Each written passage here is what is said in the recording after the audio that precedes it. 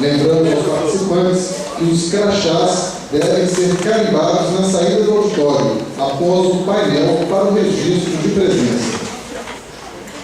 A responsabilização civil, criminal e administrativa de agentes públicos e pessoas privadas envolvidas em graves violações de direitos humanos tem se apresentado como um dos pilares da justiça de transição mais controversos no Brasil. Entretanto, tem sido quase consenso no âmbito dessas pesquisas que é preciso responsabilizar para também não repetir.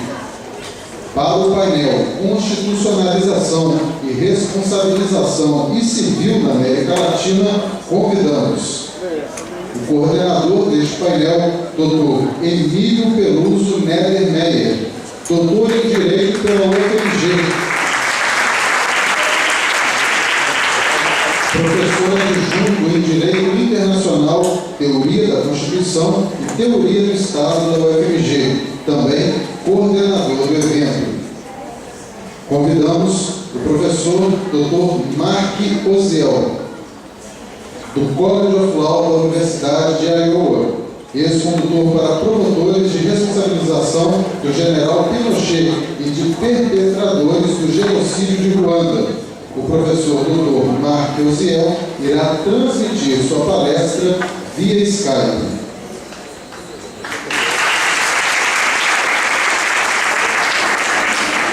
Convidamos a advogada doutora Júlia Cerdeiro, secretária da Unidade Fiscal de Coordenação e Seguimento de Causas de Graves Violações de Direitos Humanos cometidas durante o terrorismo de Estado da Procuradoria-Geral da Nação Argentina.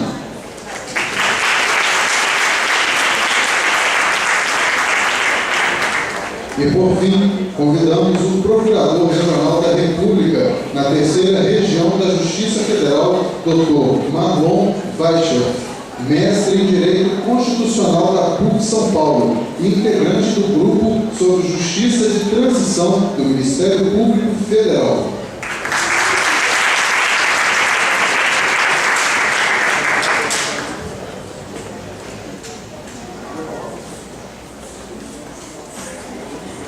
Bom dia a todos.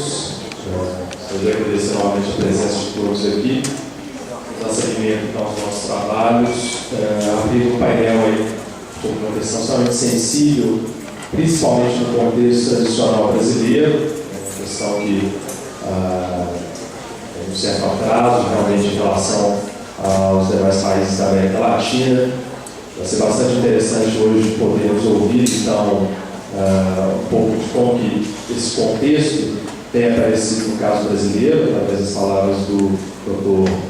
Marlon Weicher, e também poder comparar com o contexto argentino, que já avança há um bom tempo no caminho desse pilar da justiça de transição. Então, sem mais delongas, nós vamos começar então com a fala do professor Mark Oziel, que vai transmitir então sua palestra via Skype.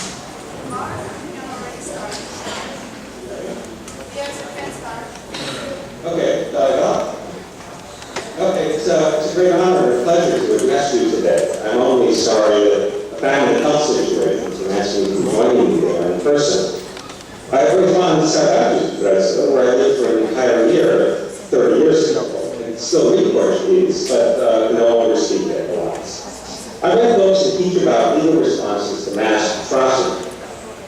That's what I've done for 20 years, so I suppose you could say I'm something of uma samba de uma nova só. In response to mass atrocities throughout the region, the Inter-American Court of Human Rights has, over the last 15 years especially, rendered many judgments often described as novel, innovative, precedent-setting, creative, progressive, pathbreaking. To social reformers, these words always have a positive connotation. But whenever such terms pass upon a legal decision, doubts arise among lawyers about how well it's actually grounded in law, and if not, whether the court is exceeding the judicial function properly understood. For the moment, I'm just going to briefly mention a few of these novel remedies, to which I'll return. The recent judgment by the court against Brazil in Gomes Lund versus Brazil includes many of these remedies. The court regularly now orders states to change their law, their statutory law, even their constitutions, to bring these into greater conformity with the Inter-American Convention and with general international law, as the court interprets it, often very broadly. These orders insist, most notably, that states prosecute those responsible for mass atrocity, and to that end, repeal their amnesty laws, the issue I gather Brazil is facing today. Such laws are often enacted and kept in place in order to ensure the success of very difficult transitions from authoritarianism to constitutional democracy, by appeasing not only the military, but also large portions of the general population, and who endorse prior, as in Chile, among other places. These statutes have notable public support, as there as in Central America especially. Both sides in long civil wars commit atrocities, so that social reconciliation between their many supporters would otherwise have been impossible. The Inter-American Court also compels states to adopt different strategic doctrine for their armed forces, oriented towards external things, no longer internal, and to retrain their military officers accordingly. The court further requires states to restructure their police forces, eliminating security responsible for the gravest human rights abuses, and to ensure that policemen are trained in the international law of human rights as it bears on their part. The court then enjoins the state to rewrite official textbooks for schools and universities in line with the court favored interpretation of recent history. Such measures seek nothing less than to forever shape the country's collective memory. To similar ends, the court now orders states to reject public money dedicated to the victims of human abuse, to name public buildings and plazas about them, to establish official-based memorandum. Now, the court describes all these things as legal remedies or legal wrong, and virtually nowhere else in the world have courts ever done something. To most of us, such a still right, loosely on the whole, at least some normative level, but they sit uneasily with what we've learned, with our accumulated knowledge, with what it tells us about how judicial remedies should work, even about what they're for. Now, we've developed these legal rules over many centuries, extracting and refining them from the record and resolution of many thousands of disputes. We lawyers recognize the need for occasional tweaking of laws, but we find it hard to see the need for any radical innovation. Creativity is for artists, not attorneys. On the standard theory of law, to ensure these means simply put the plaintiff, victim, into the position she could have occupied but for the defendant's wrong. That's often called making plaintiff whole, or simply the right position, for short. European and American law calls this restitutio in pena, a term that English common law won't use as well. Sometimes this requires a clear impact to the victim stood before the status quo, and sometimes it demands to try to direct the look out in the future and have not harmed her. We do that to establish a actual baseline, so we can then compare it to where she comes from, worse off, usually. When the defendant is harmed from many people, it's essentially the same, we let that fool their claim. But only for efficiency of administrative routine, we don't regard the group as having any independent existence, as anything more than the stuff the individual imposing it. So the standard theory, kind of methodological institutions employed in liberal or political courts generally. We apply the standard to both material and non-monetary, which we call injunction, scope of the remedy follows directly from the scope of the law should flow naturally from the legal right has been breached. This requires separating out the harm done by the defendant unlawfully, but in the case of Canada, specific for it, from any minor conduct. Now, not only the law is isolated form as inextricably, as they will say, at larger socioeconomic political context. In fact, many lawyers, judges themselves think it right to insist so on that precise and important foundation and responsibility. Returning the victim, question simple. Returning the victim to the state's Spokane, but that would be morally improbable. For instance, the background of injustices could contribute. Justices by the state could contribute non-contributingly to the state's liability to the public policies establishment slide in the span. But bluntly, the plaintiffs were already subject to oppression even before the sheriff did it. Then the law must move forward, but plaintiffs to their prior life.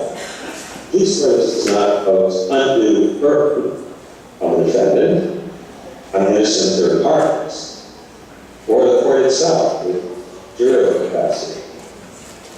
That's something of it. Different is extremely construed, and it's still controversial, but there's support for it within substantial evidence, bench, law, and law. It's more of an important policy issue, say, for amendment to the standard, and a rejection, since it's not to apply only very early, even if the theory won't apply it for the field.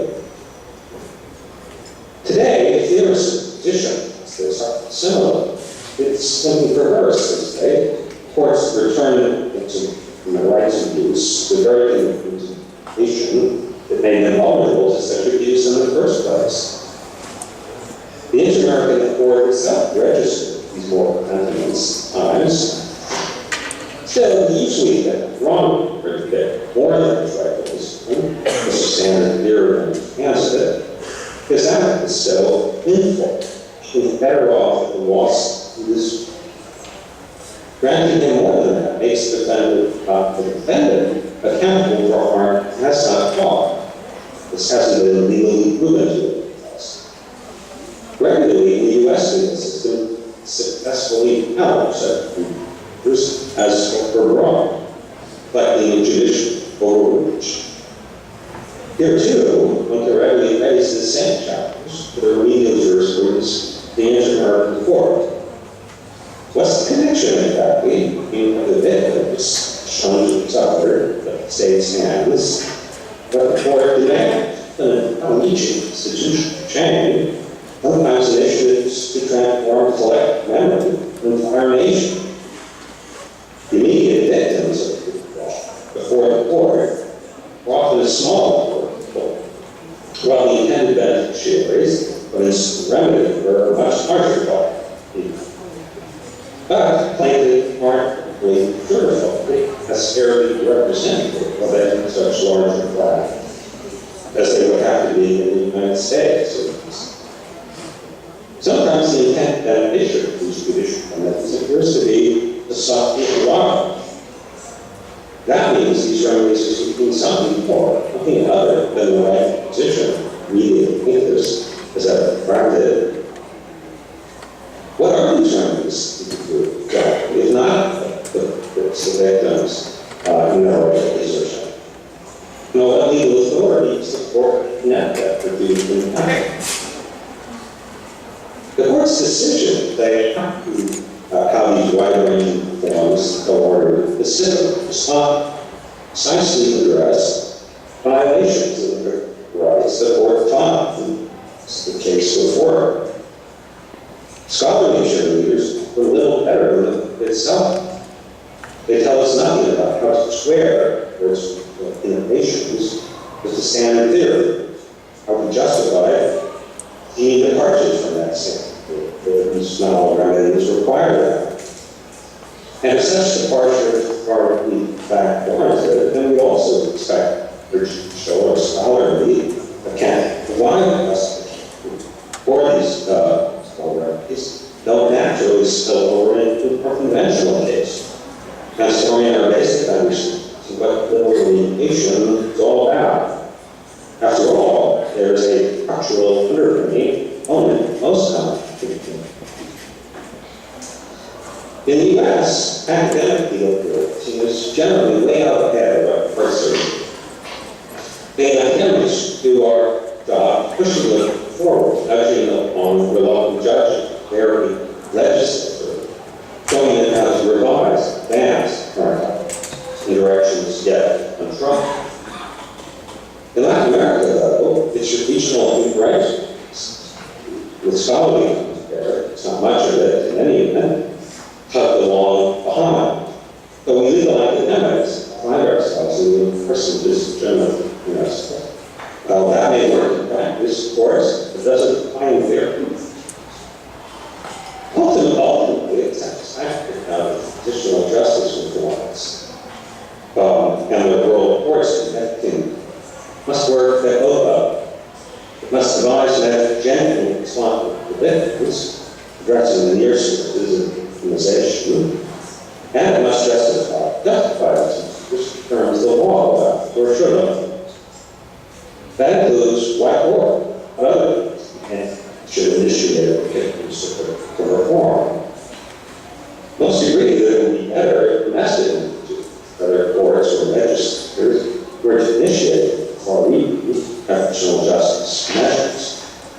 One plausible role in rationality into American court, sometimes is precisely to stimulate such natural institutions, politely promoting in efforts of transitional justice, otherwise domestic judicial. But that's a political one, not a legal one. No one has offered a serious jurisprudential defense of this practice. One of the court's members themselves privately, they're engaged in. Now, you might be first tempted to criticize analysis that seeking to shoehorn these devised out of the court in the civil law world into common law terms, translating them into vocabulary that we parochial agreements, etc. But the legal innovations here are new to the civil law world as well, no less than common, still more into the common world of fact. Common law ways of thinking are now in this rationale. These novel these does the Franco Grant Latin American law part of the Corrupts. An Anglo-American court of accountability, that's called, is supposed to act from not other acts, that is, in their entirety. Such a court is orthodox, it's fact, giving rise to legal dispute innovations, designing its remedial restriction. Over the last 40 years, the U.S. federal extended that ethical criticism in important ways, hoping it to defend so-called practice conjunction aimed at reorganizing the entire swaths of my country's institutional life. Crowded prisons with full medical care, racially segregated schools and public housing, voting districts illegally gerrymandered through partisan influence.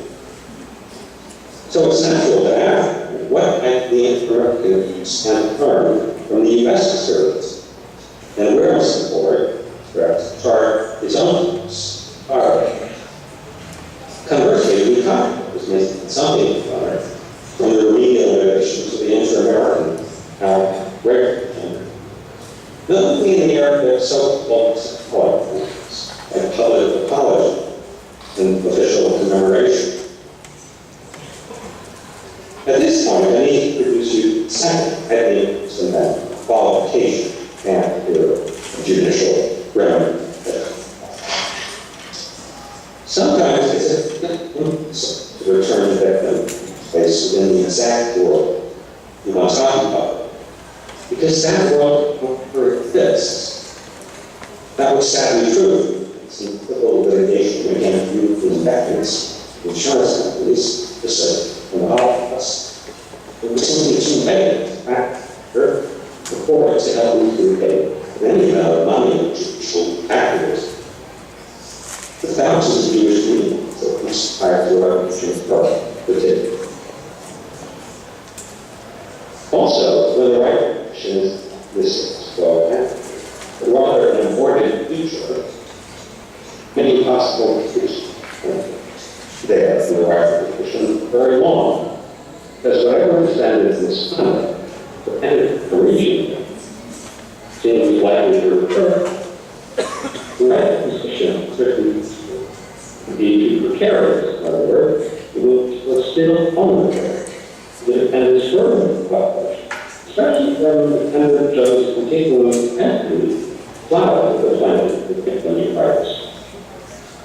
At these times, the workers find some further by meaningful threat. However, our standard estimation that victims fall and deals here. The courts now strive to push for and preserve that issue over time. These injunctions, which some call prophylactic prevent, they really go a bit beyond right precisely describe it, but only in order to hold that position for firmly in place, keeping the defendant from using the strategy to again dislodge the plaintiff's comments.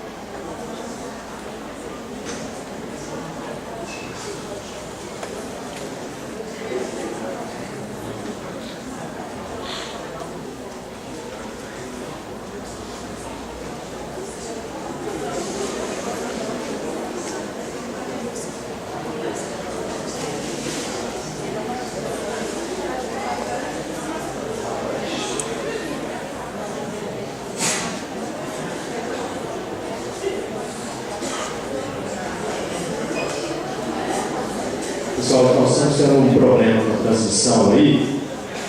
Não tem um favor aí dos equipamentos de tradução. O professor Marcos Elmo mandou muito em cima da hora um texto sobre a fala dele, então a gente vai passar isso para a equipe de tradução e ela termina de fazer a transmissão então, da fala dele.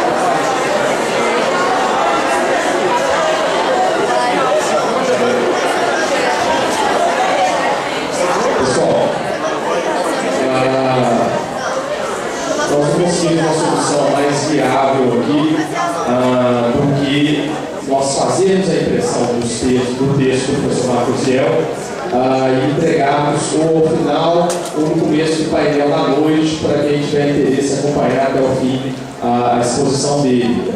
Nós estamos com uma agenda bastante atribulada no dia de hoje, não podemos atrasar a caravana de anistia, então infelizmente a gente vai ter que realmente interromper a palestra do professor Marcos Gosiel, mas a gente então se compromete a tomar essa medida e distribuir posterior ao texto. Eu peço então ao doutor Marlon e à doutora Júlia que tomem seus assentos para que a gente possa continuar.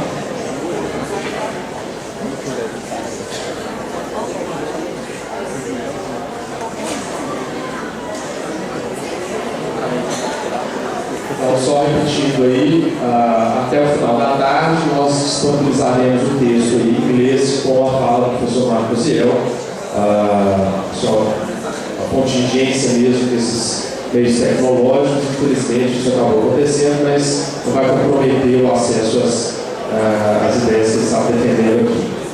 Eu gostaria de passar então a palavra para a doutora Júlia Cerdeiro, que vai então trazer para nós aí o panorama do contexto de responsabilização criminal na Argentina.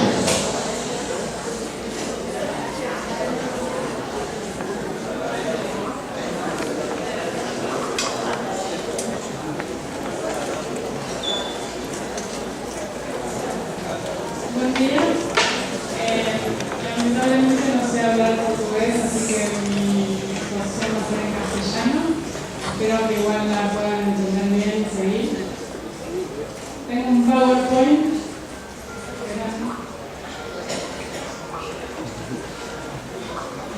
Bueno, en primer lugar quiero agradecer muchísimo esta invitación. Es un honor para mí estar con ustedes discutiendo cuestiones de justicia transicional en Brasil. La transición democrática argentina, mi exposición va a ser sobre la transición democrática y la Constitución. ¿Qué artículos de la Constitución jugaron un rol importante en la última etapa de la transición democrática? La transición democrática creo que se puede dividir en tres etapas muy claras.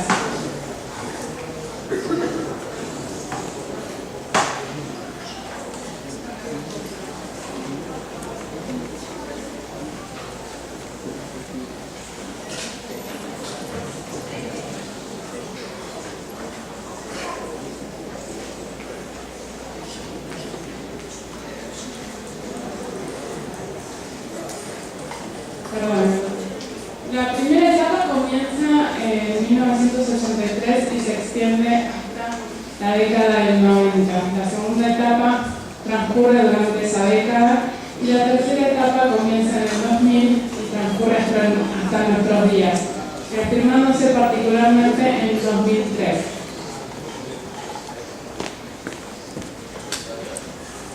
Bueno, la primera etapa la podemos llamar la justicia retroactiva limitada.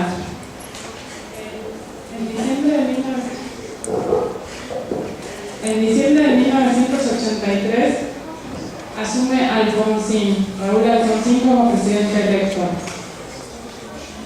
A los 3 días de asumir, dicta 2 decretos que son muy importantes. El primero, el 157 de 1983, manda perseguir a los principales miembros de las organizaciones armadas. El segundo, el 158, manda perseguir a las cúpulas militares, a los miembros de las 3 primeras juntas militares que ejercieron el poder durante la dictadura. Paralelamente, manda al Congreso un proyecto de reforma del Código de Justicia Militar. Este proyecto sería luego la Ley 23.049. La idea con este proyecto era establecer una primera instancia para que las Fuerzas Armadas se autodepuren. Respondía a una estrategia de autodepuración. Recién, si las Fuerzas Armadas no lo hacían, intervendría la justicia civil. El 15 de diciembre, 5 días después de asumir, Alfonsín crea la Comisión Nacional sobre Desaparición de Personas, conocida como la CONADEP.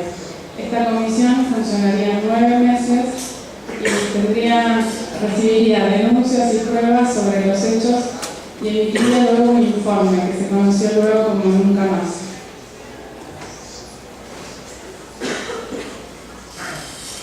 El Congreso, por su parte, también hizo algunas cosas. Primero, sancionó la anulación de la ley de autoamnistía que habían dictado los militares antes de dejar el poder. Aprobó el Pacto de San José de Costa Rica, la Convención Americana de Derechos Humanos, que luego fue ratificado por el Poder Ejecutivo. Y sancionó la Ley de Defensa de la Democracia. Esta ley establecía penas más graves para los atentados contra el orden constitucional y la vida democrática, y incluía algunas conductas que no habían estado tipificadas con anterioridad al Código Penal.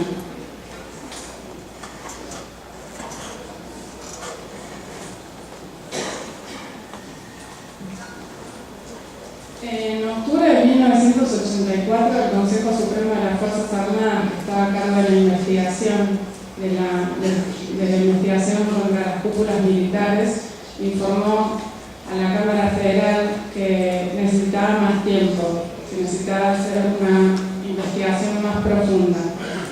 La Cámara Federal tomó este gesto como que no iba a suceder, la estrategia de autodepuración estaba fracasando y se abocó al conocimiento de la causa. En febrero de 1985 se inició el juicio a las juntas. La Fiscalía seleccionó 700 casos aproximadamente de los casos que había reunido la CONADEP, que eran alrededor de 8.900, es decir, el juicio iba a representar un 8% de los casos de CONADEP. En diciembre de ese año se condenó a los 3 miembros de la primera junta y a 2 de los miembros de la segunda junta y se absolvió a los restantes. Las absoluciones se basaron en que no había hechos imputados para el momento en que ellos habían asumido el poder de la fuerza correspondiente. Las penas en algunos casos fueron leves y esto se debió a dos motivos. Por un lado, se consideraron prescritos algunos hechos, y por el otro, se utilizó un criterio comparativo de determinación de la pena. Esto quiere decir que a Videla, que era el que se llevó más hechos, se lo condenó por una mayor cantidad de hechos, se llevó la pena más grave, que es la reclusión perpetua, y de ahí para abajo se fueron disminuyendo las penas. Macera se llevó prisión perpetua y así sucesivamente. Una cosa así como una regla de 3 simple. Si a Videla, que es el más malo, le corresponde la pena más grave, a los demás que no son tan malos un poco menos. Bastante cuestionable este criterio. Y por último, de la sentencia de juicio a las juntas, quiero remarcar el punto dispositivo número 30, que ponía en conocimiento del consulta del Consejo Supremo de las Fuerzas Armadas el contenido de la sentencia y las piezas de la causa para que investigue la responsabilidad de otras personas. Esto quizás no era parte de la estrategia que había planeado el Poder Ejecutivo Alfonsín, que pretendía una justicia retroactiva un poco más limitada. Bueno, a esta primera parte de esta primera etapa que desarrolla la justicia retroactiva le sigue un proceso de contención del poder punitivo. En un contexto de grandes presiones militares, el Poder Legislativo sanciona 2 leyes. La primera es la Ley de Punto Final, que establece un plazo de 60 días para citar indagatoria a los responsables. Luego, cumplido ese plazo límite, quedarían extinguidas las acciones penales si no se citaba indagatoria. Y la ley se sancionó el 23 de diciembre de 1986. Muy pocos días antes del comienzo de la feria del receso de verano, de la feria judicial de enero. Esto obligó o determinó, digamos, a las cámaras federales de todo el país a habilitar la feria judicial para poder citar a un grupo más grande de personas. Bueno, la segunda ley, las presiones militares continuaron en la Argentina y eso desembocó en una segunda ley, que es la Ley de Obediencia Debida, que fue sancionada en junio de 1987. Esta ley establecía que de cierto grado militar hacia abajo habían actuado obedeciendo órdenes superiores. Esta presunción era iuris et de iure, es decir, no admitía ninguna prueba en contrario. Y ello implicaba que no podían ser responsabilizados por las acciones. Para cerrar esta primera etapa, se dictaron los indultos en 1989 y 1990, que involucraron tanto a condenados como, por ejemplo, Videla, y a procesados, a personas que estaban siendo sometidas a proceso todavía. Bueno, esto implicó la paralización total de las causas y recién en 1995, en una entrevista que hizo Horacio Berbisky a Adolfo Silingo, que fue capitán de corbeta durante la dictadura, Silingo da a conocer, admite que se subían a los detenidos a los aviones inconscientes y se los tiraba al río. Esto generó que la cuestión de lo que había ocurrido en la dictadura se ocupara de vuelta un lugar central en el debate político y en el debate público. Y el Centro de Estudios Legales y Sociales, una de las ONGs más importantes de la Argentina en cuanto a estos temas, aprovechó la oportunidad para presentar una demanda ante la justicia criminal exigiendo el conocimiento de la verdad de lo ocurrido. O sea, alegando, bueno, la persecución penal está cerrada, es imposible, ellos no me quitan, que yo tengo derecho a conocer lo que ocurrió con mi hijo, con mi hija, como por el derecho a la verdad tan solo. Y es lo que dio lugar a los juicios por la verdad, que se llevaron adelante en todo el país, que no pretendían la persecución penal, la aplicación del derecho penal sustantivo, sino solo la averiguación de la verdad de lo sucedido. Bueno, y así llegamos a la tercera etapa, en el año 2000. A partir del año 2000 hubo varios jueces en varios puntos del país que declararon la inconstitucionalidad de las leyes de punto final y de obediencia debida. Dos casos se pueden mencionar como ejemplo: el caso de Simón en Capital Federal y el caso de la masacre de Margarita Belén en Resistencia. En 2003, finalmente, a partir de un proyecto que envía el presidente Néstor Kirchner al Congreso, se anulan las leyes. O sea, lo que había sido declarado en algunas causas en particular es declarado por el Congreso para todas las causas. Esto implica la reapertura de las causas por parte de las cámaras federales. Las cámaras federales se habían quedado con las causas archivadas por aplicación de las leyes y las mandan de oficio a reabrir a los juzgados de primera instancia. Actualmente, casi 400 personas ya fueron juzgadas en estos procesos desde la reapertura. De estas 400 personas hay muy pocas que son ajenas a las fuerzas de seguridad y a las fuerzas armadas. Es por ello que el gran desafío que enfrentamos ahora es la determinación de responsabilidades civiles. Y al 6 de mayo había 11 juicios en curso en todo el país que involucran, ¿no?, 223 imputados y 1.732 víctimas. Esto es como para que se den una idea de lo grande que es el proceso de juzgamiento que se está llevando ahora. El balance, si uno mira las últimas cifras, parece muy impactante, pero a la vez hay solo, en 10 años, desde el 2003, hay solo 400 personas que fueron juzgadas, que tienen sentencia definitiva. Entonces, a uno lo deja quizás con gusto a poco. Lo cierto es que, si bien en la Argentina hay una voluntad política muy definida en pos de una persecución penal de estos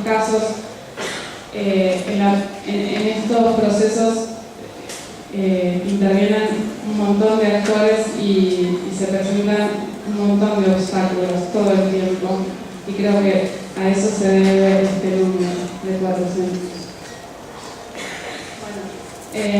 Ahora pasamos a los argumentos constitucionales que fueron relevantes a la hora en esta tercera etapa. Hay dos artículos que fueron usados muy insistentemente, el 118 y el 29 de la Constitución Nacional de Argentina. El 118 establece dos reglas de competencia, una territorial y otra extraterritorial. La que nos interesa es la segunda, que dice: cuando un delito se cometa fuera de los límites de la nación contra el derecho de gentes, el Congreso determinará una ley especial de donde se deben juzgar esos delitos. Si bien a primera vista aparecen reglas de competencia, la jurisprudencia y la doctrina tomó este artículo como la puerta de entrada del derecho internacional consuetudinario. Antecedentes anteriores a los casos de crímenes contra la humanidad que fueron cometidos en la Argentina, se puede mencionar, uno de ellos que se puede mencionar es Pritzker, que es un caso de extradición.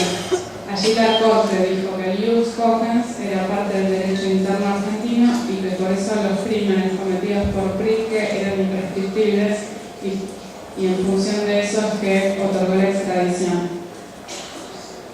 Además, esta línea de argumentación fue utilizada en Simón en el fallo del 2001 y también fue referida en el debate legislativo de la ley que anula las leyes.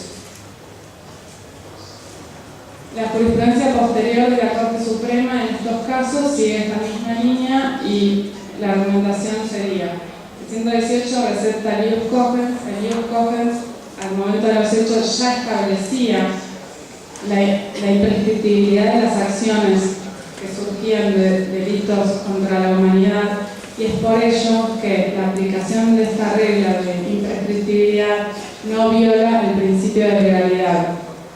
En la Argentina, no sé cómo es en Brasil, pero la prescripción es parte del principio de legalidad, está abarcada por el tipo de garantías, y es por ello que se necesita esta argumentación para sostener la imprescriptibilidad. El otro artículo importante fue el artículo 29, que prohíbe al Congreso otorgar la suma del poder público o facultades extraordinarias. Este artículo a primera vista parece tan solo un mandato del Poder Legislativo, pero ya en 1955 la Corte Suprema sostuvo que la amnistía otorgada a actos en los que se ejerció la suma del poder público también era contraria a la Constitución, al artículo 29. Esta línea fue utilizada tanto en la tercera etapa, al comienzo, cuando falló Simón y el caso de la masacre de Margarita Belén, como en el debate legislativo. Del debate legislativo de la anulación de las leyes, podemos mencionar la argumentación que hizo la diputada Elisa Carrió,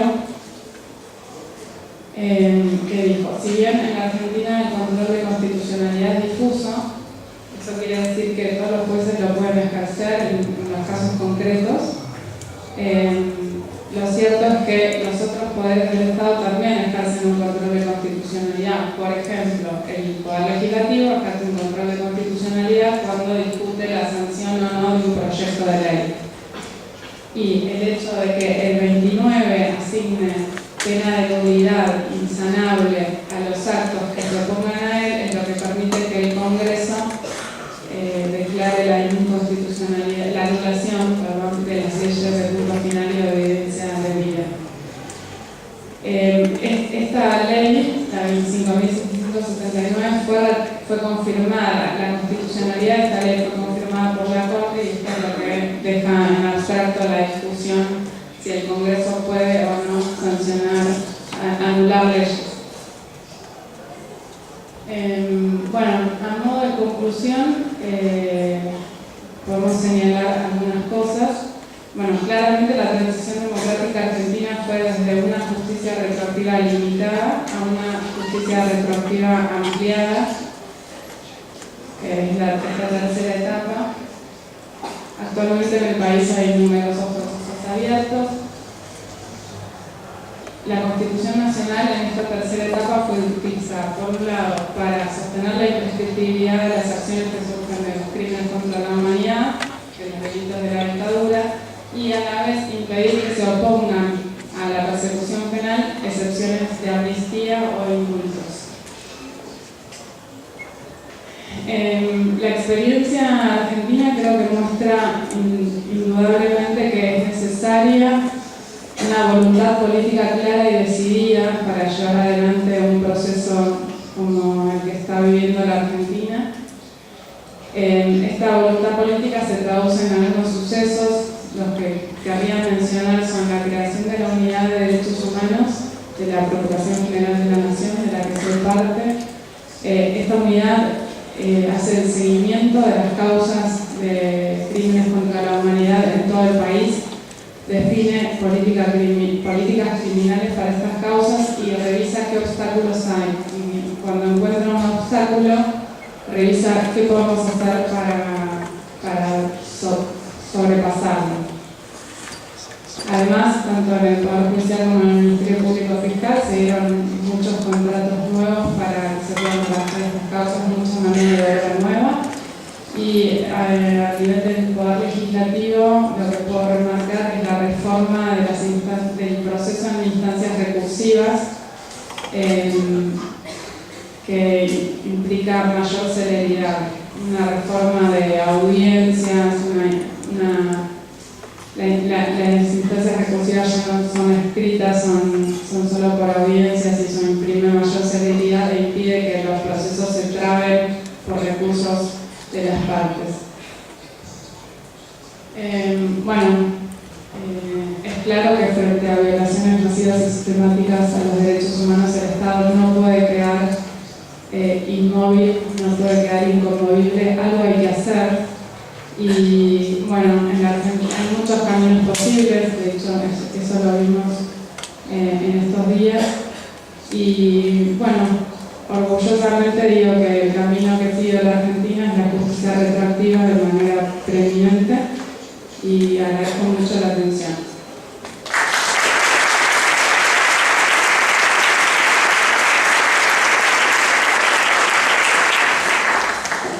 Gostaria de agradecer então a doutora por esse dia, pela brilhante exposição. Acho que trouxe um panorama bastante claro para todos nós de qual é o contexto da responsabilização criminal na Argentina. E eu gostaria então agora de passar a palavra ao doutor Marlon Weicher, que vai então expor sua fala e permitir o seu tempo. Por favor.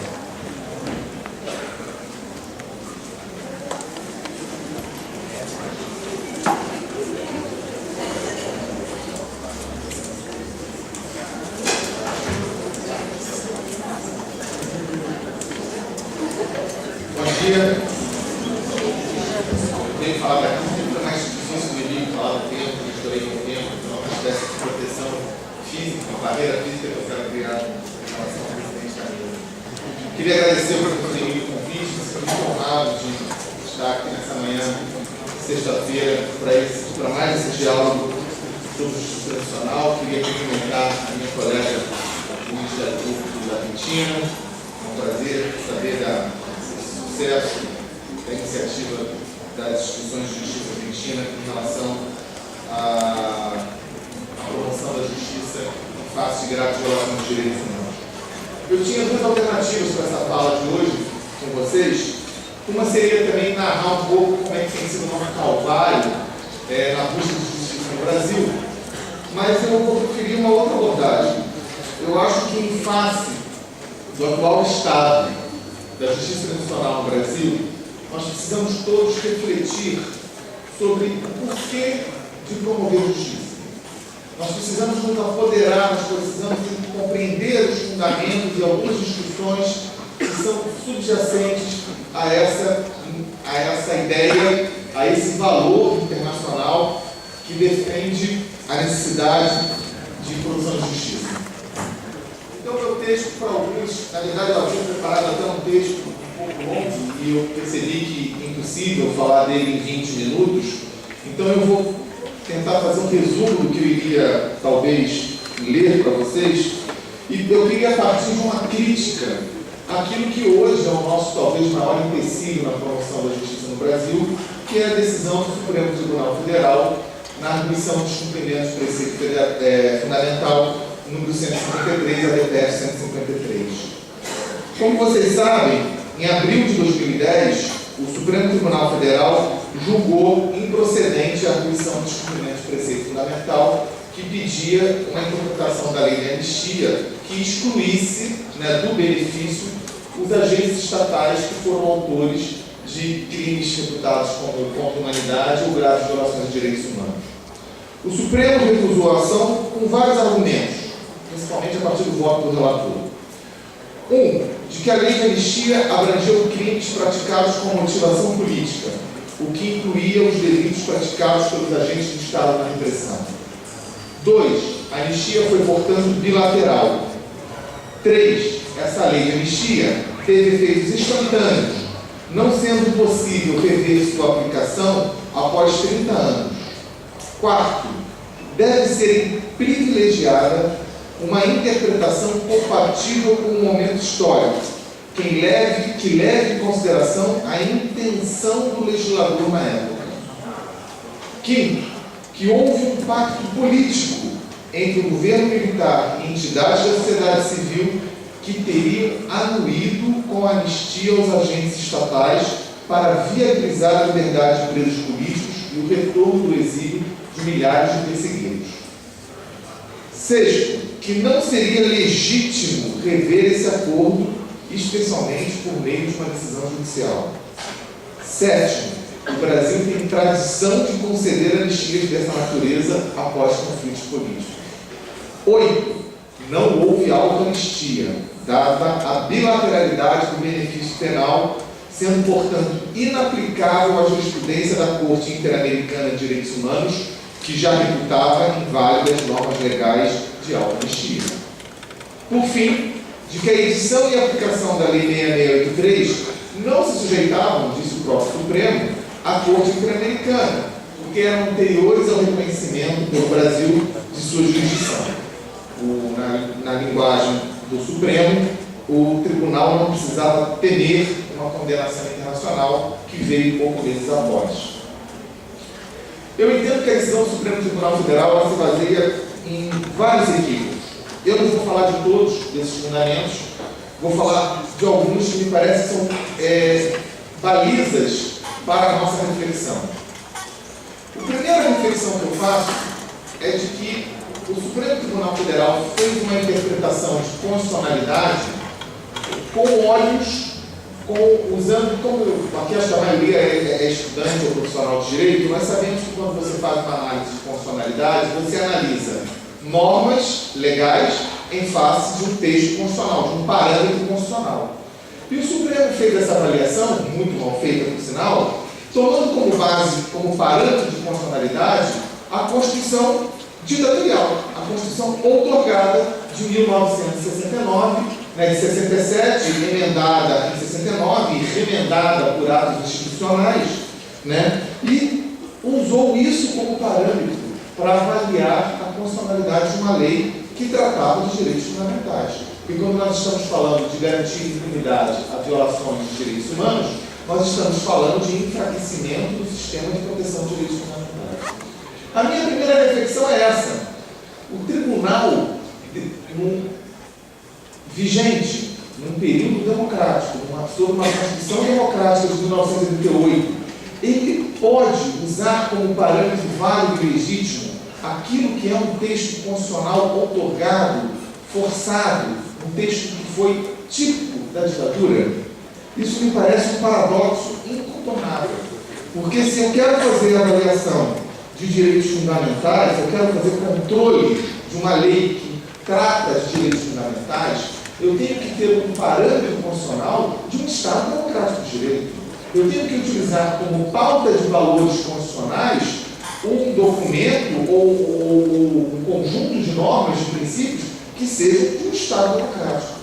E aqui, nós não precisaríamos recorrer ao direito natural ou alguma figura nesse sentido. O que nós temos que compreender é que o Brasil já teve, antes da ditadura, uma Constituição que era democrática e que foi derrubada de um modo arbitrário por um golpe de Estado.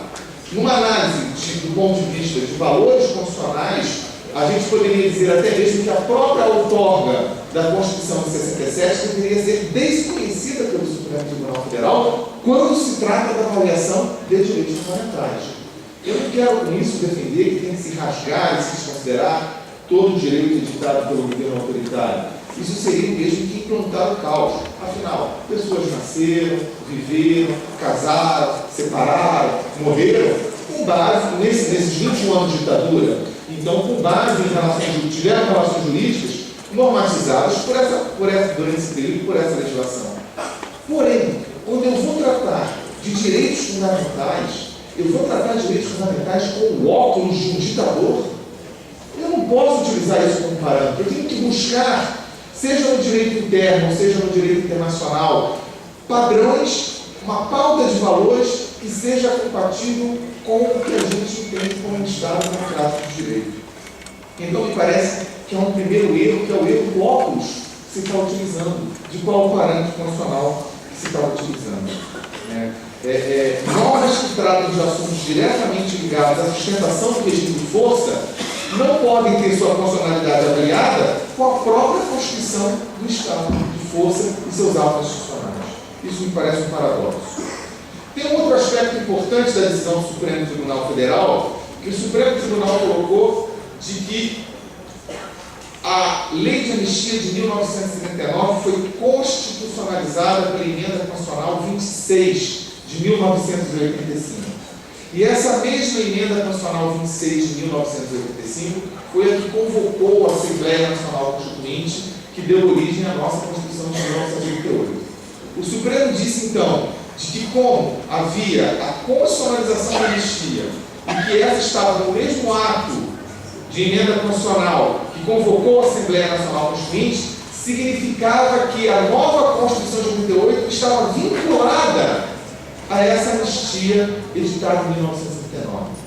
E isso aqui para os professores de Direito Constitucional, e agora, felizmente, nós vamos ter mais um professor de Direito Constitucional no Supremo Tribunal Federal, um dos melhores do nosso país, me parece aqui que foi uma grande escolha ontem a do professor Luiz Roberto Barroso do Supremo Tribunal Federal, pode trazer luz nessa reflexão também, de que, para começar, emenda constitucional que convoca a Assembleia Constituinte não vincula o poder constituinte que vem em seguida. Isso é uma regra básica. Aliás, a própria Assembleia Nacional Constituinte desconsiderou outros aspectos da emenda constitucional 26 e nem por isso deixou de ser a norma que está em vigor como Constituição, a Constituição de 88.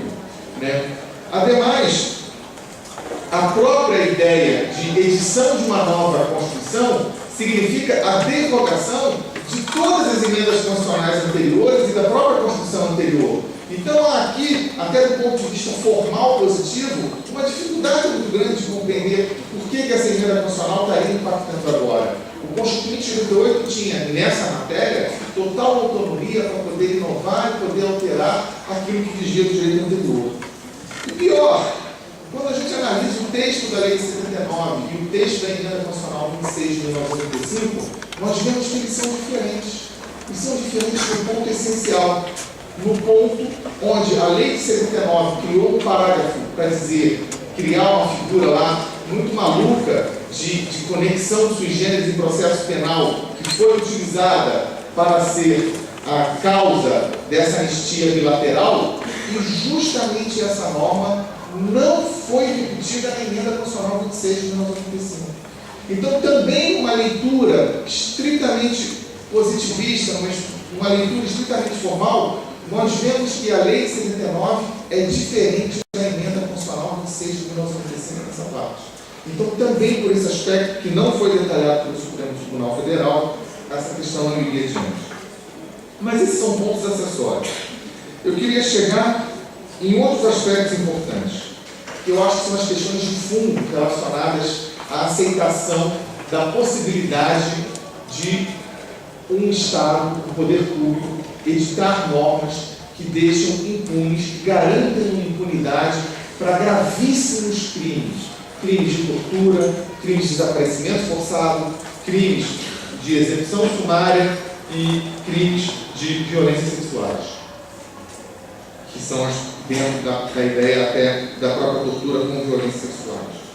Né? Pode, essa é a pergunta que me parece essencial, minhas colegas e meus colegas. A pergunta que eu gostaria que todo mundo pudesse refletir é se o Estado tem o poder de garantir impunidade a esses tipos de condutas, fosse no passado, seja no presente ou que será no futuro. Porque aqui me parece que há uma incompatibilidade enorme entre a ideia de garantir impunidade a essas graves violações de direitos humanos e o próprio conceito de dignidade da pessoa humana, o conceito de Estado republicano e o conceito de Estado democrático de direito. Dignidade da pessoa humana não podemos nem titubear em perceber que não existe nada mais grave, nada mais infringente à ideia de dignidade da pessoa humana do que a prática da tortura, que é a redução do ser humano ao nada, ou a menos que um nada, seja por que motivo for. Quando nós pensamos em princípio republicano, e vocês me perdoem, eu estou sendo muito sintético, eu estou sendo muito breve, porque eu sei que nós temos aqui uma limitação de tempo. Mas quando nós pensamos em princípio republicano, eu lembro naquele conceito mais básico de princípio de república, que significa que o governante não pode governar para si, para defender os seus atos, para se autoproteger. E o que faz a lei de autoanistia, se não ser uma norma que faz com que o agente, o chefe de Estado, o governo de plantão, edite normas com absoluto desvio de função política, não em favor do Estado, mas em favor de si e de seu plantel de pessoas que colaboraram com o seu projeto autoritário. Então, me parece que há uma incompatibilidade essencial com a própria ideia de república. E com o que diz respeito à ideia, ao princípio de Estado democrático de direito, é o próprio conceito de uso da força. Nós, como cidadãos, nós abrimos mão do uso da força individualmente em favor do Estado, porque nós sabemos que o Estado vai utilizar com base no princípio da legalidade e que a violência estatal ela é autorizada em função do bem comum, que significa em favor da promoção de direitos fundamentais. Afinal, o Estado existe para promover os direitos fundamentais da sua população. Então, quando eu aceito que o Estado possa ele utilizar da ilegalidade, da violência arbitrária, né, e da grave violação de direitos humanos como um instrumento de governo, eu tenho aqui uma petição de princípio em relação ao conceito de um Estado democrático de direito e o uso dessas ferramentas. Mas eu queria finalmente chegar, talvez, aos dois pontos que são a discussão mais recente que tem sido introduzida nessa matéria e que eu tenho tido a oportunidade de refletir um pouquinho sobre ela. Existe uma construção, que é a construção que foi utilizada pela Justiça da Alemanha na questão da punição dos guardas do Muro de Berlim. E aqui o professor Lauro conhece bem isso, ele vai retornando do seu doutoramento na Alemanha e conhece bem essa construção. Como vocês sabem, na Alemanha é dividida entre ocidental e oriental, com a construção do Muro de Berlim e toda a ideia de proibição de livre trânsito dos alemães de um lado para o outro da fronteira, houve normas no próprio direito penal alemão que autorizavam os guardas da fronteira a atirarem, inclusive a cometerem homicídio, né, contra pessoas que tentassem fugir. Primeiro se dava tiro de advertência, se aqueles tiros de advertência não fossem suficientes para impedir a fuga, havia uma autorização para que se pudesse matar. E quando terminou a divisão, quando houve a reunificação da Alemanha, alguns casos foram levados aos tribunais contra os guardas do Muro de Berlim. E a discussão se colocou sobre a ideia de que esses agentes, inclusive de baixo escalão, atuavam com uma autorização legislativa e uma autorização também administrativa.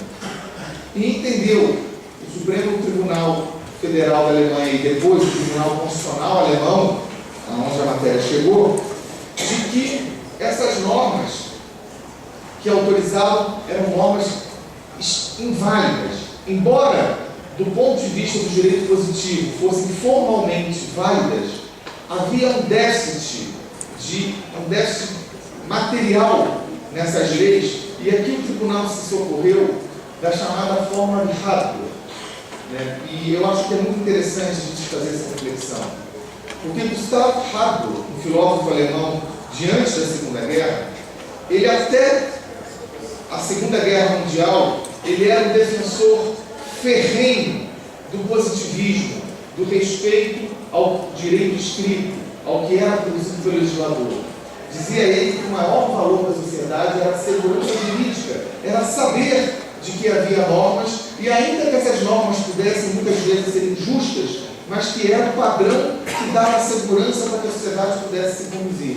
A grande virtude do direito positivo, né? Que é a clareza na definição de regras de comportamento social. Mas após a Segunda Guerra Mundial e a percepção de que o direito positivo, ele muitas vezes ele é instrumento do arbítrio, afinal, a atuação do governo nazista contra o próprio povo alemão e contra os povos estrangeiros havia sido supostamente, formalmente legal, ele revê a sua concepção e ele lança um postulado, um livro muito simples, onde ele defende que existem situações onde o direito é extremamente injusto. E quando o direito positivo é extremamente injusto, ele não pode prevalecer sobre os valores do Estado Democrático de Direito. Isso ficou conhecido como forma de Hadro, que afasta, né, a obrigação ou afasta a legitimidade e validade do direito positivo quando reputado um direito extremamente injusto. Que é, por outro modo, o mesmo conceito quando nós falamos que uma norma é inconstitucional porque ela viola, ela vai em contrariedade à pauta de valores de proteção e promoção dos direitos fundamentais, escrita numa Constituição, explícita ou muitas vezes implícita, ou eu costumo dizer que façam parte também do ius cogens, ou seja, um conjunto de normas admitidas pelo direito internacional dos direitos humanos como protetivas de toda a comunidade, toda a população internacional. Então vejam bem, a justiça alemã entendeu que aquela norma que previa a não punição, a descriminalização daquela conduta, era uma norma inválida, veicular direito extremamente injusta e referendou as condenações criminais que foram aplicadas contra os guardas do Muro de Berlim, os guardas da Alemanha, da República Democrática da Alemanha, né, que agiram obedecendo estritamente ordens, muitas vezes até sem maior valoração daquele conteúdo.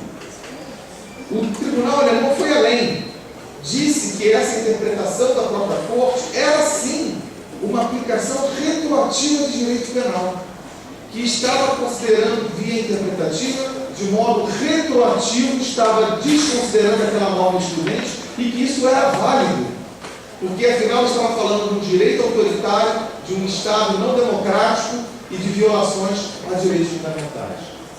Quando nós transpomos isso para o caso brasileiro, a situação me parece ainda mais simples. Isso reforça a ideia de que, desde a origem, uma lei de anistia não poderia proteger os autores, os agentes estatais, autores de graves violações de direitos humanos.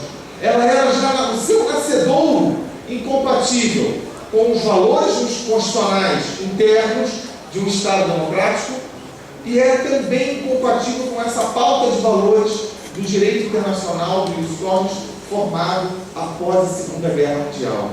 Então não estava no campo do poder, fosse do Executivo ou do Poder Legislativo, editar uma norma que pudesse ser garantidora de impunidade para esses graves crimes.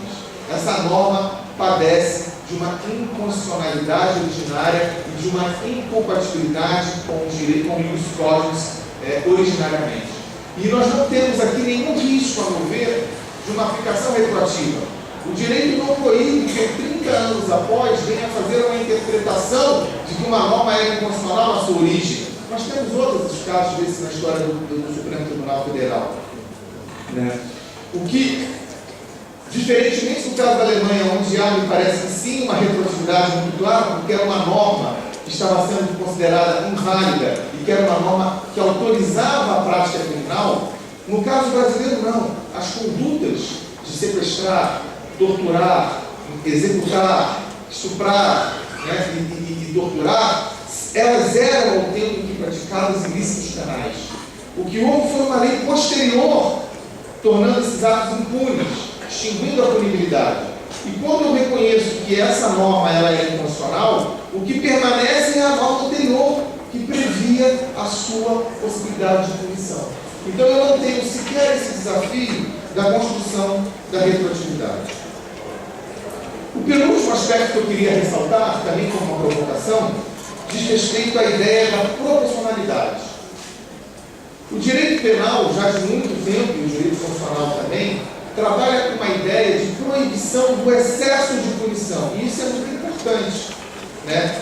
Nós não podemos, por exemplo, para um crime de bagatela, uma questão que seja muito simples, vamos dizer, então, um furto de um alimento no supermercado, se viesse uma lei e dissesse que essa conduta ela é punida com prisão perpétua ou prisão por 30 anos, essa lei seria com muita tranquilidade. Os penalistas todos falariam isso com muita tranquilidade. Essa lei seria reputada inconstitucional por ser desproporcional, porque ela violaria uma ideia de proporção entre a conduta, entre o ilícito e a sanção. A própria Constituição prevê que há necessidade, dentro da ideia de devido processo legal substantivo, que você tenha uma proporcionalidade entre o fato e a consequência. Também aqui o direito alemão, ele nos ensina que existe além dessa proibição do excesso de sanção, existe no direito uma proibição para a insuficiência de sanção.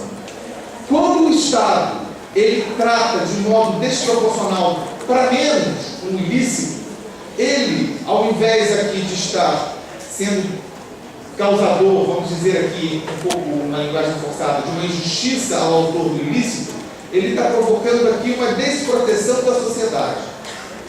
O Tribunal Constitucional Alemão construiu ou aplicou essa tese, não sei se foi pela primeira vez, mas é o caso mais famoso, quando tratou das leis de aborto. O Tribunal Constitucional Alemão, houve a edição de uma lei de aborto na Alemanha que previa de modo amplo, né, essa autonomia de se praticar o aborto. E o Tribunal Constitucional Alemão falou, opa, não pode, porque aqui você está gerando uma proteção insuficiente à vida. O aborto tem que ter regras, tem que ter limites, tem que ter prazos. É preciso que haja aqui um campo intermediário e declarou então inconstitucional pela chamada Übermaßverbot, que é o contrário do Intermaßverbot, ou seja, por uma vedação à proteção insuficiente, por uma vedação a uma lei que desproteja a sociedade. Eu transponho esse princípio da proporcionalidade aqui, né, do Liber e do Intermaßverbot, para a questão da proteção dos direitos fundamentais em relação a essas graves violações de direitos humanos praticadas durante a ditadura.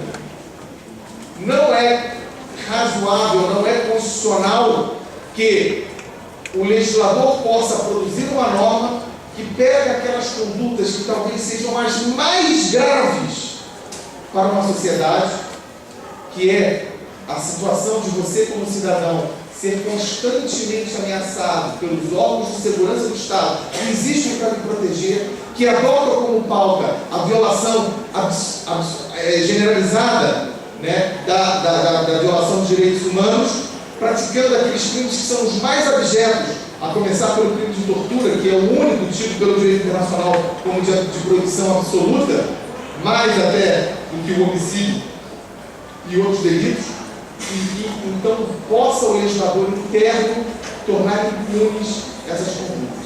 Isso gera, a meu ver, de modo muito cristalino, essa situação de uma proteção insuficiente que é vedada pelo direito constitucional. O último ponto que eu queria falar, tentando não desrespeitar excessivamente o tempo que foi designado pela mesa, e aqui mudando bastante o assunto, mas ainda dentro da decisão do Supremo Tribunal Federal, é sobre os efeitos da decisão da Corte Interamericana de Direitos Humanos em relação ao quadro de impunidade interna pela via da anistia. Primeiro, eu queria dizer que a gente precisa entender essa convivência de uma decisão do Supremo Tribunal Federal no sistema interno e uma decisão da Corte Interamericana de Direitos Humanos no sistema regional. E para isso, a gente, antes de tudo, tem que saber que a adesão do Brasil à Convenção Americana sobre Direitos Humanos e ao reconhecimento da jurisdição da Corte Interamericana de Direitos Humanos foi um ato soberano do Estado brasileiro. Foi um ato voluntário do Estado brasileiro. Não há de se falar, portanto, de que seguir a decisão da Corte Interamericana, ainda que isso signifique não seguir integralmente a decisão do Supremo Tribunal Federal, violaria a soberania brasileira. Ora, longe disso, porque o processo de aceitação, de aprovação e internalização da Convenção Americana sobre Direitos Humanos foi um processo que seguiu estritamente as balizas da Constituição Brasileira de 1988. Aliás, a Constituição está acima, portanto, de todas as quaisquer interpretações do próprio Supremo Tribunal Federal, disse no artigo 7º do ato das disposições constitucionais transitórias que o Brasil propugnará pela criação de um Tribunal Internacional de Direitos Humanos. Então houve uma decisão constituinte, uma decisão do povo brasileiro como constituinte, de que o Brasil deveria participar do sistema internacional de cortes de proteção de direitos humanos. E a nossa corte específica é a do sistema regional, a Corte Interamericana. Então, longe de ser uma violação à soberania, é o cumprimento de uma decisão constitucional participar e respeitar a decisão de uma Corte Interamericana de Direitos Humanos. E aí vem a questão que, para mim, é a mais grave e a mais sensível. Meus amigos, para o Supremo e para os juízes, tem juízes falando isso nas nossas ações, e nós temos pré-questionado, discutido isso com todos os casos. Para um juiz dizer que decisão da Corte Interamericana de Direitos Humanos não vale nada, ele precisa, pelo menos para mim, de um ponto de vista lógico, declarar então a inconstitucionalidade do ato de adesão do Brasil ao Sistema Regional de Proteção de Direitos Humanos. Isso significa, meus amigos, que o juiz deveria declarar a inconstitucionalidade da Convenção Americana sobre Direitos Humanos. Porque o artigo 68.1 da Convenção Americana sobre Direitos Humanos diz que o Brasil, os Estados-partes, se comprometem a cumprir integralmente as decisões da Corte Interamericana de Direitos Humanos em todos os casos em que forem partes. Então existe uma norma posta no sistema jurídico brasileiro, que diz que o Brasil precisa cumprir essa decisão. Para um juiz dizer que não vai cumprir essa decisão, ele precisa dizer que essa norma é inconstitucional. É o único caminho. Ele tem que tirar essa norma do sistema jurídico. E aí tem um detalhe. Não dá para dizer que só o artigo 68.1 é inconstitucional. Em função do regime dos tratados internacionais, fixados no Tratado de Viena sobre tratados, a Convenção de Viena sobre tratados internacionais, é preciso denunciar a Convenção integralmente. Então, o Supremo Tribunal Federal, para poder afastar o reconhecimento da jurisdição e da força obrigatória da decisão do caso Gomes Lund, precisa dizer que o ato de incorporação da Convenção Americana sobre Direitos Humanos foi um ato inconstitucional e ela precisa ser denunciada pelo Estado brasileiro. Esse é um retrocesso que nenhum lugar do mundo experimentou. Eu quero ver o judiciário brasileiro refletir sobre isso e, se chegar a esse ponto, nós vamos estar experimentando a maior crise de direitos humanos no Brasil. E eu diria que pelo menos no continente. E mais, eu acho que isso não é também possível, porque cairia numa outra proibição, que é a ideia da vedação ao retrocesso em termos de proteção aos direitos fundamentais. Então eu não tenho dúvidas, meus amigos, de dizer de que não há outro caminho jurídico sério, dentro do espírito de um Estado democrático de direito, que não seja de cumprir a decisão da Corte Interamericana. E para isso nós precisamos fazer um diálogo entre as duas decisões, do Supremo e a da Corte. E aqui eu vejo com clareza que nós temos campos que se sobrepõem apenas parcialmente. O Supremo disse que a lei de anistia era válida para os agentes estatais nos crimes que fossem por motivação política. A Corte Interamericana diz, olha, a lei de anistia não é válida em função da Convenção Americana sobre Direitos Humanos para as graves violações dos direitos humanos. E diz que são graves violações: torturas, desaparecimentos forçados, execuções sumárias, basicamente. Então, quando a gente faz o diálogo entre essas duas, nós chegamos à conclusão de que a Corte não se pronunciou sobre todo e qualquer crime praticado pelos agentes dos Estados, apenas sobre aqueles que caracterizam graves violações dos direitos humanos. E para esses, a lei de anistia e a prescrição penal e a justiça militar não valem. Para os demais, a Corte não se miscuiu. Então é um assunto regulado única e exclusivamente pela decisão do Supremo. É um sistema de filtros subsequentes. A lei de anistia teria passado pelo filtro do direito interno, na visão do Supremo Tribunal Federal, que eu já reputo um erro absurdo, mas não teria passado pelo filtro subsequente, que é o filtro da Convenção Americana sobre os Direitos Humanos, que é avaliado pela Corte Interamericana. Em conclusão, portanto, para mim, os valores materiais de um Estado constitucional, republicano, democrático de direitos, são incompatíveis com a tolerância e o incentivo à tortura, o desaparecimento forçado, o estupro, a execução sumária e outros atos violentos de agentes de Estado contra seus cidadãos, quaisquer que sejam os motivos dessas condutas. É função do direito penal proteger os direitos fundamentais e, portanto, é inarredável o seu emprego em face dos autores dessas graves violações de direitos humanos. A estatura constitucional da proteção dos direitos humanos não admite que o legislador possa enfraquecer ou desautorizar a responsabilidade penal por sua violação. Há um mandado geral implícito de criminalização e, em alguns casos, expresso e específico, como no caso da tortura e racismo, que impõe sejam essas lesões sancionadas criminalmente.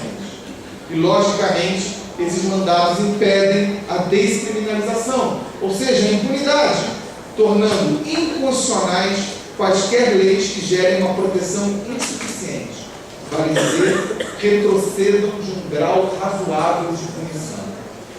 Assim, normas instituidoras de causas de extinção da punibilidade de graves violações dos direitos humanos são extremamente injustas, segundo a fórmula de Haber, e incompatíveis com a Constituição.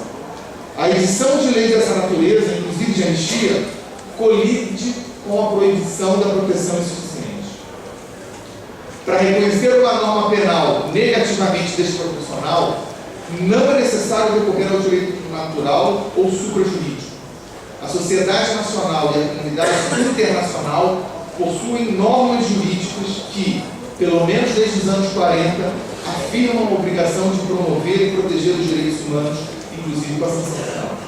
Essas normas são parâmetros suficientes para invalidar a pretensão de extinção da punibilidade de graves violações dos direitos humanos mediante anistia.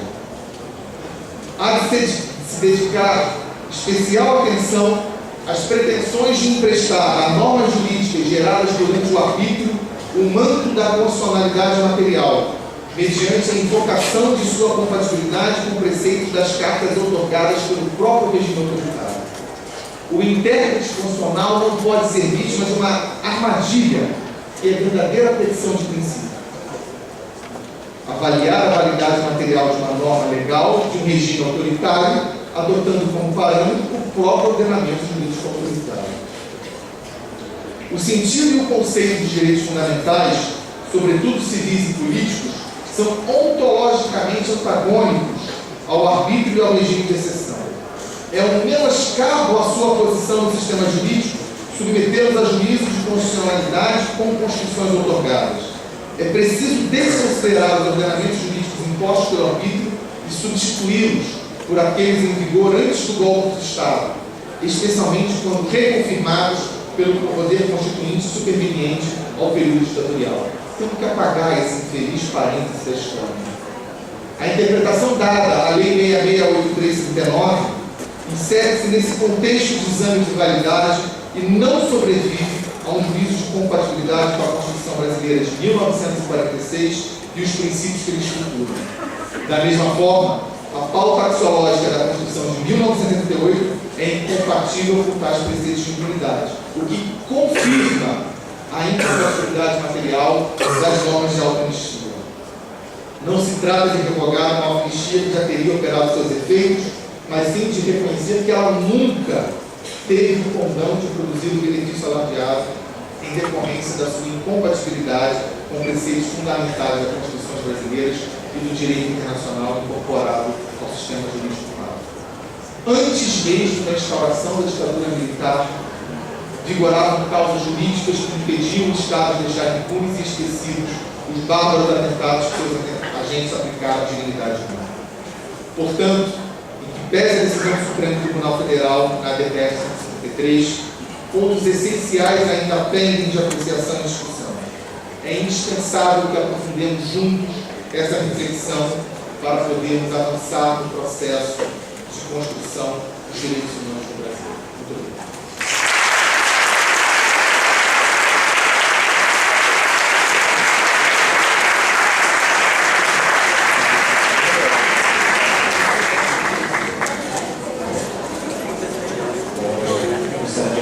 Muito a exposição feita pelo doutor Marlon.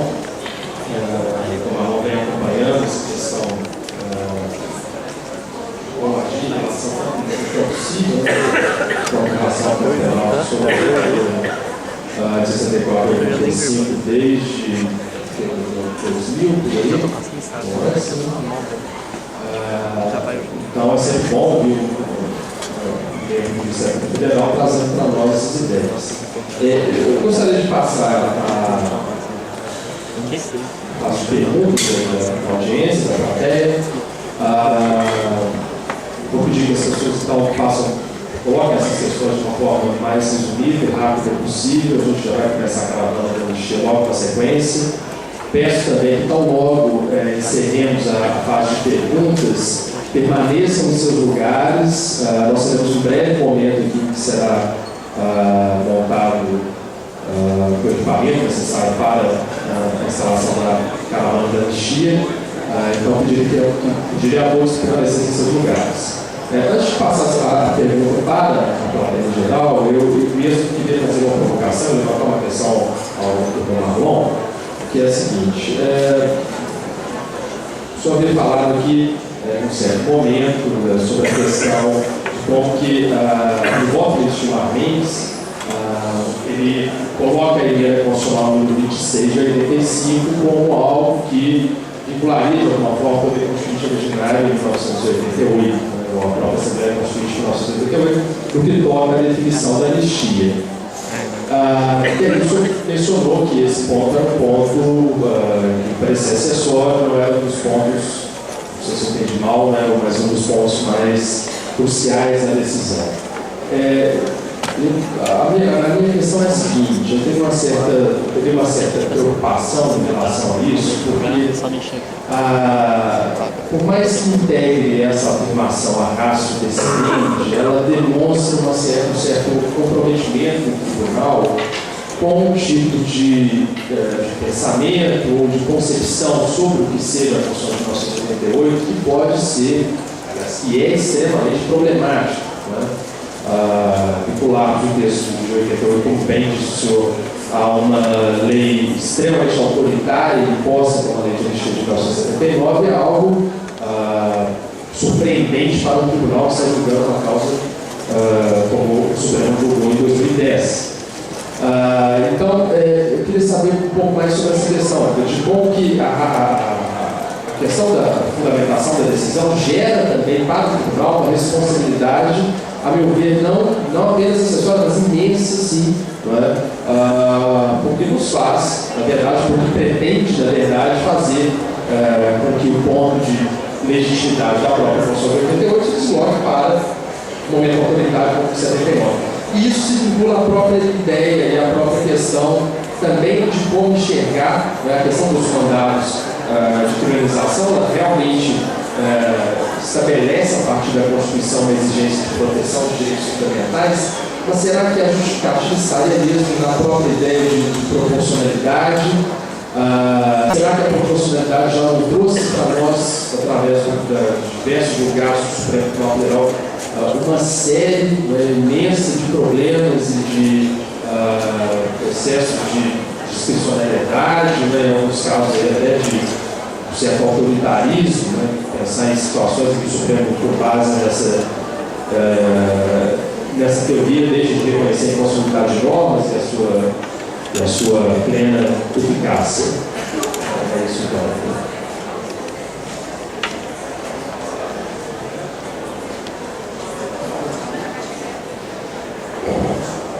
Professor, excelente pergunta. Duas, na verdade, que conversam entre si. E com relação ao primeiro aspecto, talvez eu pela pressa tenha sido um pouco superficial. Eu não acho que seja um ponto de menor importância essa Constituição do Supremo sobre a constitucionalização da lei de anistia através da Emenda Constitucional 26. Pelo contrário, eu achei que foi o que trouxe um pseudo conforto para os ministros da Corte naquela discussão durante o julgamento da DPF de 53, porque quando se construiu essa tese, né, de que teria então havido essa constitucionalização e que o problema não era mais um problema de lei ordinária, mas sim supostamente uma discussão sobre normas constitucionais e inconstitucionais, você remeteu isso para um outro patamar e trouxe um conforto muito grande para a Corte. E eu acho sim que é talvez a parte mais perigosa pelo conteúdo que ele traz para uma discussão de direito constitucional, que era algo talvez inimaginável pelo próprio professor julgamento e outro professor, e não como ministro da Corte. Porque isso vai contra, inclusive, seus próprios, que eu entendo que são seus ensinamentos sobre o poder constituinte, né? Quando você entende que o ato convocatório da Assembleia, dado pelo regime jurídico constitucional anterior, ele não teria esse condão de vincular. Vamos fazer um exercício aqui de redução ao absurdo. Vamos dizer que a emenda constitucional, e aliás, vamos até para a parte prática.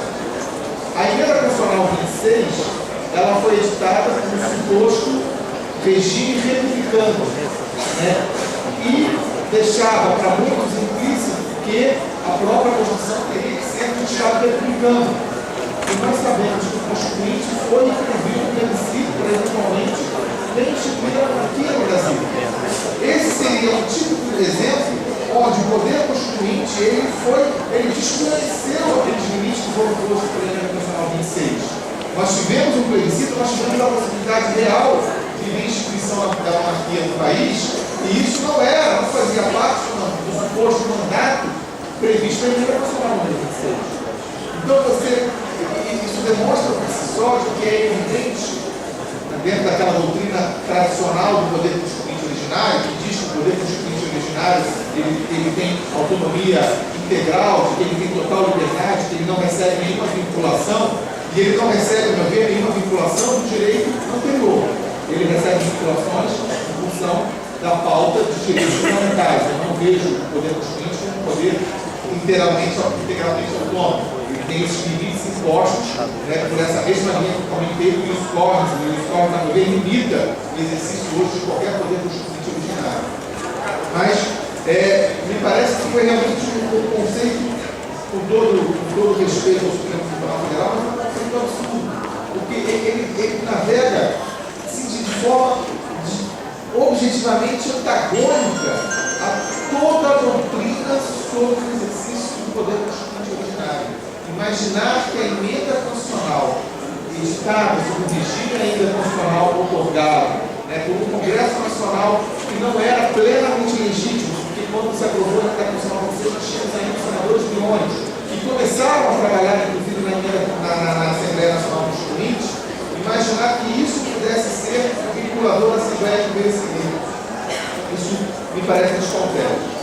Mas eu não retiro a importância. Eu acho que é um dos argumentos mais preocupantes utilizados pelo Supremo Tribunal Federal. No segundo ponto da proporcionalidade, eu vejo em parte essa preocupação com uma... Se eu bem entendi a sua colocação, professor, o sentido da proporcionalidade ela traz um ponto de subjetividade nessa avaliação. E o Supremo tem se utilizado em algumas oportunidades da subjetividade para fazer um certo ativismo judicial e ocupando, inclusive, o espaço do legislador. Coisa que é totalmente contrária, em função de algumas omissões que já perduram historicamente por parte do Congresso Nacional.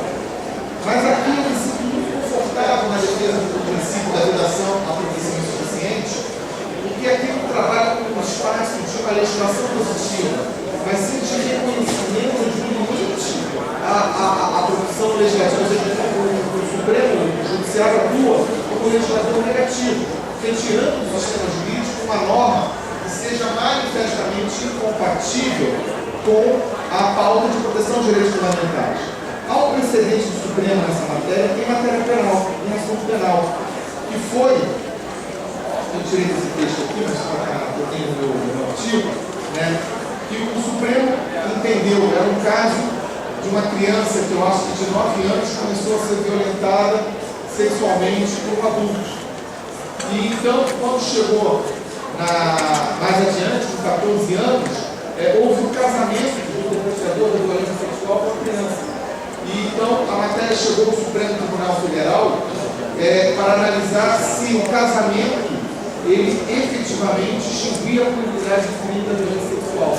E o Supremo entendeu que era inconstitucional a norma do Código Penal que previa essa extinção de punibilidade, alegando exatamente a violação da proteção insuficiente. E essa norma que tinha sido inserida no Código Penal, ela gerava uma situação de proteção insuficiente em relação à vítima. E, portanto, ela era inconstitucional e foi declarada inconstitucional, e a partir de então o casamento do perpetrador com a vítima não é mais causa suficiente para a extinção da punibilidade. Então, se usa o princípio da proporcionalidade como uma baliza para um juízo negativo, né, de retirada de normas jurídicas, tem sido bastante confortável. O desconforto surge em alguns casos quando se trata de via mandado de instrução, proposta de comissão, de você inserir uma norma do sistema jurídico. Obrigado, doutor Marlon. Eu queria saber da audiência, então, renovando aí o meu pedido, no sentido de que nós temos um tempo muito breve para começar a caravana de anistia. Quem teria, então, questões, senhora, por favor, quem tiver questões, posso dirigir ao público, depois o pessoal lá vai fazer a nossa questão.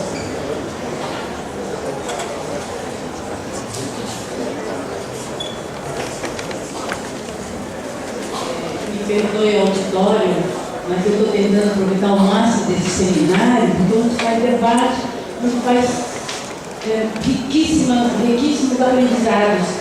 Tal como o de ontem, do Paulo, do deputado Neymar, e hoje na exposição da nossa colega da Argentina e também do nosso procurador, excelente, corajoso e bastante definido na luta dos direitos humanos.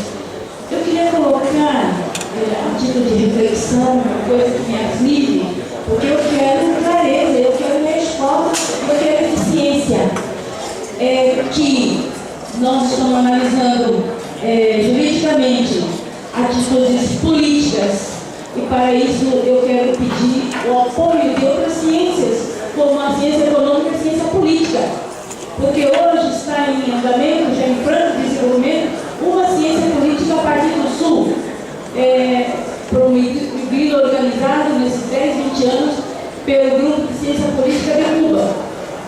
E é imprescindível esse problema que estamos enfrentando, direito nacional Você vai ficar aí para a comissão?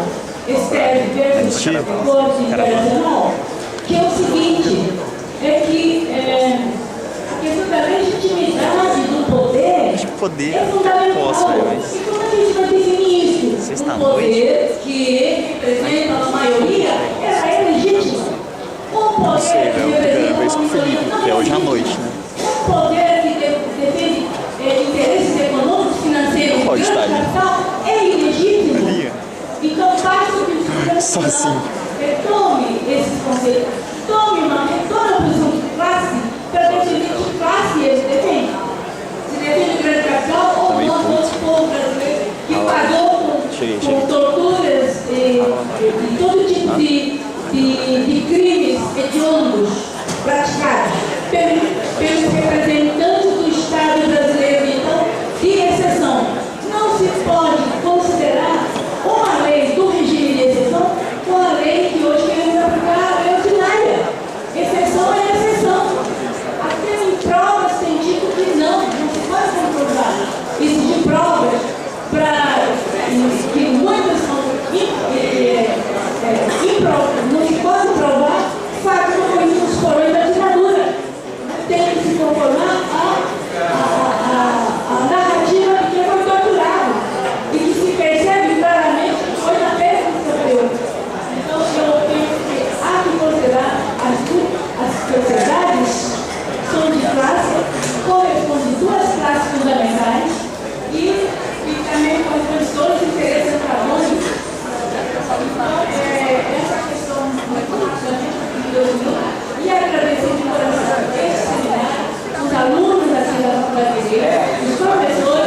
efetivamente participou e também a nome da Comissão da Verdade, Comissão de Inúncia. Muito obrigada.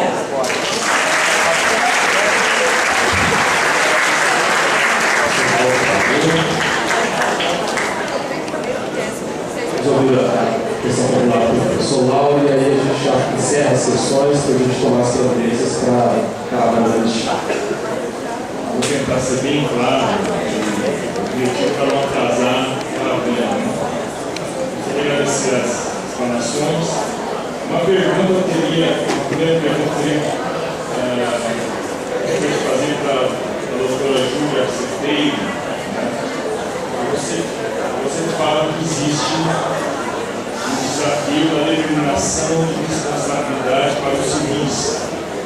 Eu queria saber um pouco mais por que é um desafio responsabilizar os civis no caso da Argentina. Eu tenho uma questão com o Marlon. Uma observação que parece que a Corte Europeia de Direitos Humanos confirmou a condenação dos agentes do Muro de Berlim, a pergunta consiste em dizer por que se concentra-se tanto a questão da responsabilização penal. Por que nós não também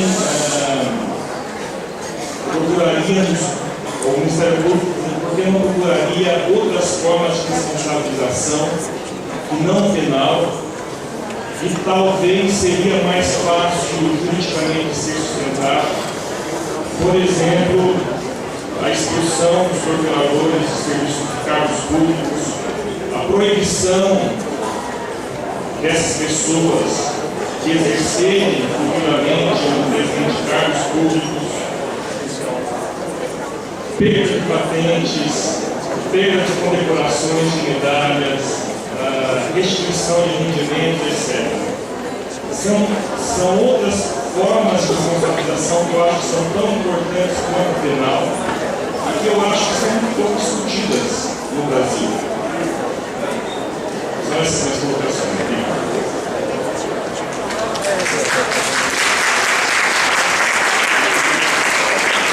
Obrigado ao profissional. Vou passar então para o Luiz Ribeiro. Por favor.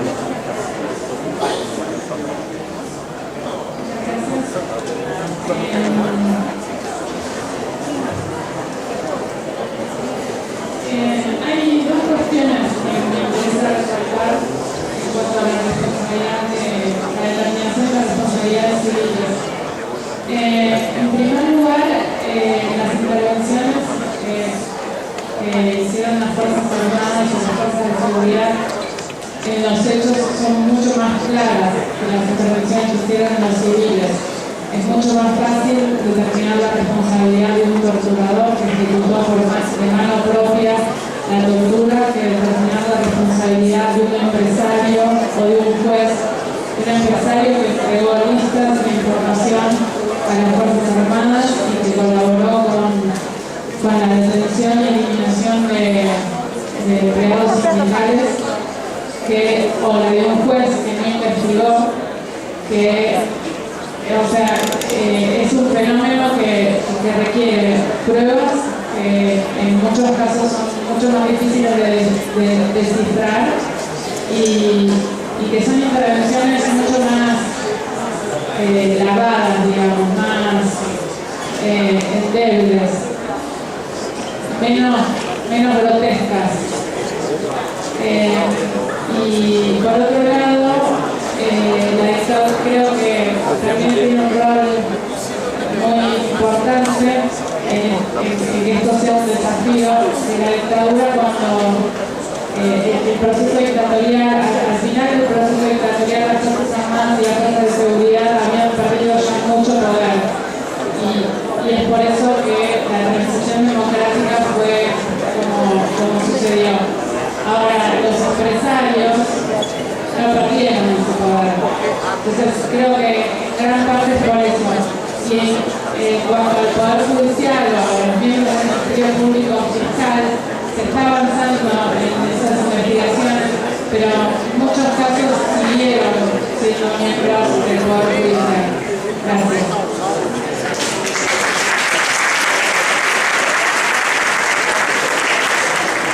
Eu vou passar a palavra então ao Ramon. Excelente pergunta, Laura.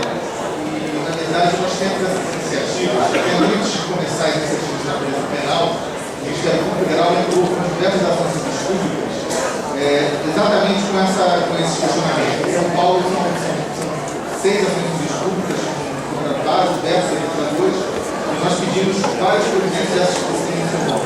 Além do chamado VET, ou seja, da exclusão dos contratadores, a cassação da aposentadoria para aqueles que já estão aposentados, a obrigação de separar os corpos públicos pelo valor das indenizações que o Tesouro pagou às vítimas, ou seja, a questão do direito de regresso do Estado em relação aos contratadores, e alguns casos de memória, pedindo uma declaração civil de que ele é procurador, que ele é procurador de grave direito humano. Curioso só observar que vários juízes cíveis estão aplicando a lei de anistia penal, apesar do Supremo ter dito explicitamente que não tem valor para civis, mas vários juízes já aplicaram a lei de anistia e a ideia de prescrição para dizer que não poderia sequer ter conduzido esse tipo de providência. Nós temos insistido nesse processo em grau de recurso e é um caminho paralelo.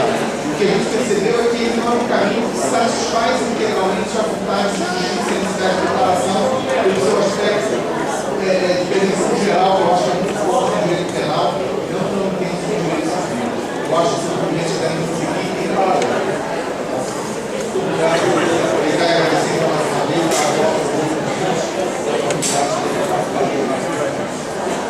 Eu que agradeço pelas palavras do Ramon, agradeço novamente ao Dr. Rui pela presença. Então, nós encerramos esse painel. Novamente, eu passo aquele requerimento aos senhores que permaneçam nos seus lugares. A organização então vai levar para frente os trabalhos para a gente iniciar logo em seguida a caravana da anistia. Muito obrigado.